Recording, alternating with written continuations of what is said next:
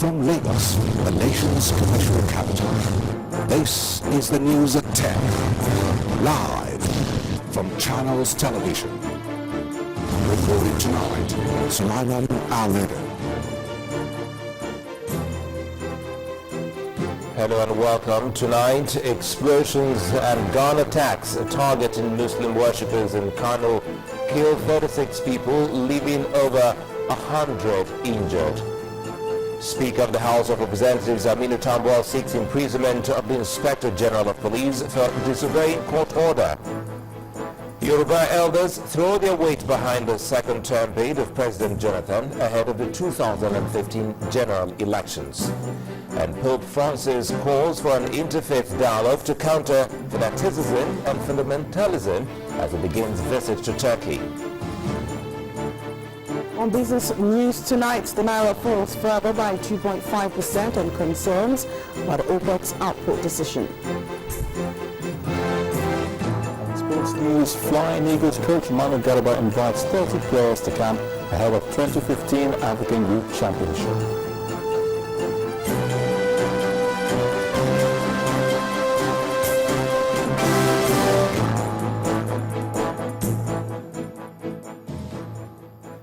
We begin tonight with a story of another bloodbath, this time in Nigeria's northwest, where at least 36 people have been confirmed dead after vehicles loaded with bombs exploded near the Emir's Palace Jumat Mosque in the city. But the Emir of Kano, Mohammed Sanusi II, was not at the scene of the attack. Acting Commissioner of Police in the state, Sanusi Lemu, who led a team of policemen to the scene and the hospital, told our correspondent that about 150 people were injured in the blast. An eyewitness told Channel Television that the two cars exploded on a nearby road while Jumat prayer was about to begin. It was guarded that the attackers also opened fire on the worshippers thereafter. No one has claimed responsibility for the incident, which bears the imprint of Boko Haram. The Emir of Kano has recently been vocal on the atrocities of the terror group, calling on Nigerians to defend themselves against the sect. In the meantime, the president has extended his condolences to the people and government of Kano State over the attack on the central mosque. The president, in a statement, commiserated with all the families who lost their lives, and especially those loved ones who and he also called on relief agencies and medical personnel to deploy every possible effort to assist the injured and the general public to heed the call for the donation of blood by the hospitals where the injured are being treated. The president also directed the security agencies to launch a full-scale investigation and to leave no stone unturned until all agents of terror undermining the right of every citizen to life and dignity are tracked down and brought to justice. Well, the Nigerian police says it should not be blamed for the lack of diligent prosecution against the alleged mastermind of the Nyanya bus park bombing, Aminu Guche. A statement signed by the Force Public Relations Officer, Emmanuel Ojukwu, says that the police involvement in the case of the alleged bomber was just to extradite him from Sudan, where he had fled to immediately after the bombing, and that Oguche was promptly handed over to the DSS operatives immediately he landed in the country. The police argued that the prosecution and arraignment by the police could not have happened, as it could not have prosecuted a suspect it never arrested, never investigated, nor had in its custody. According to the police, following Oguche's extradition, the DSS obtained a court order to remand the suspect for an initial period of 3 months, in line with the Prevention of Terrorism Act, and also liaised with the Office of the Attorney General of the Federation to undertake his prosecution. The charges against Oguche were on Monday struck out by Federal High Court in Abuja for lack of diligent prosecution by both the police and the DSS. Now, the Nigerian Red Cross and Red Crescent is appealing for the sum of 480 million naira to support victims of insurgency in the northeast.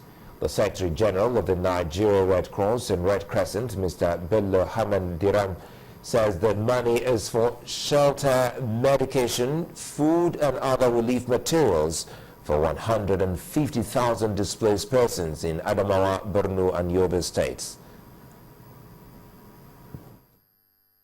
Needs are enormous, and in our bid to go beyond Maiduguri and address more comprehensively the need in the most affected states of Adamawa, Borno and Yobe, the International Federation of Red Cross and Red Crescent, at the request of the Nigeria Red Cross Society, launched an emergency appeal on the 5th of November 2014 to the tune of 2,777,899 CHF, that is Swiss franc, equivalent to 480 million Nigerian naira, to support the Nigerian Red Cross intervention in the Northeast.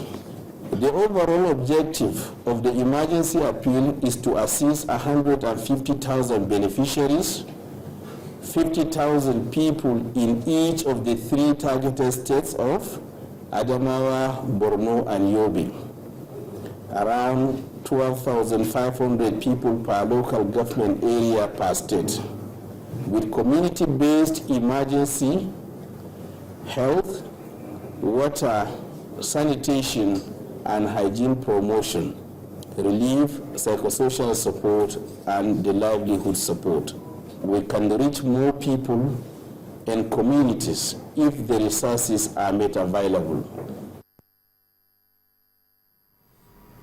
In other news, Justice Ahmed Mohammed of the Federal High Court, Abuja, has directed the Speaker of the House of Representatives to put the Inspector General of Police on notice to show cause why he should not be committed to prison for disobeying court order. This follows the request by the Speaker, Aminu Tambuwal, to the court to commit the Inspector General of Police, Mr. Sulaiman Abba, to prison for disobeying the order of the court, directing that status quo be maintained pending the determination of his suit. The Inspector General of Police is to appear before the court to show cause why the Speaker's application should not be granted. At the resumed hearing of a suit filed by the Speaker of the House of Representatives, Alhaji Aminu Tambuwal, to challenge the withdrawal of his security details following his defection to the All Progressive Congress, the Speaker has asked the court to jail the Inspector General of Police for flouting its orders. Lawyer to the Speaker, Mr. Lateef Fagbemi, complained that the police boss has refused to maintain status quo as directed by the court and prevented the Speaker to have access to the National Assembly on the 20th of November. He also complained that the Inspector General, while appearing before the House Committee on Police Affairs on November 26th, refused to recognize Mr. Tambuwal as the Speaker of the House of Representatives. The purpose of this application is not to venerate Tambuwal or to denigrate the Inspector General of Police. It's about the future of our democracy, and we ought to play the rules according to, the game according to the rules. If this type of situation continues unabated or unchecked, there will be maybe no hope for our democracy. In a short ruling, Justice Ahmed Mohammed asked the Speaker to put the Inspector General of Police on notice and also serve him all the court processes. The court hinged its ruling on the grounds that the Inspector General is already a party in the substantive suit.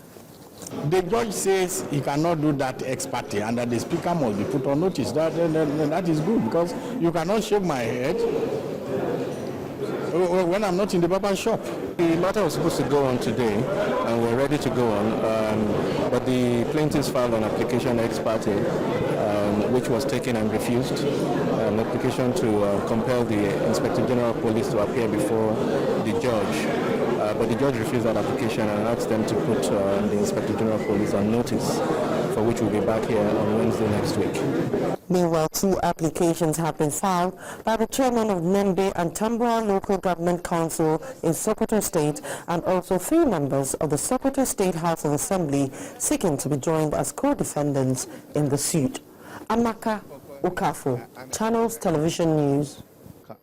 Well, we're not done yet with the court, as the Supreme Court has dismissed an appeal filed by the Congress for Progressive Change, challenging the election of the Kogi State Governor Idris Wada. In a unanimous judgment, the court held that since the CPC, which filed the appeal, had merged with other political parties to become the All Progressives Congress, it ceased to be a political party. Justice Tanku Mohammed added that since the date of the merger, the CPC lacked the capacity to carry out any legal business transaction, including filing an appeal.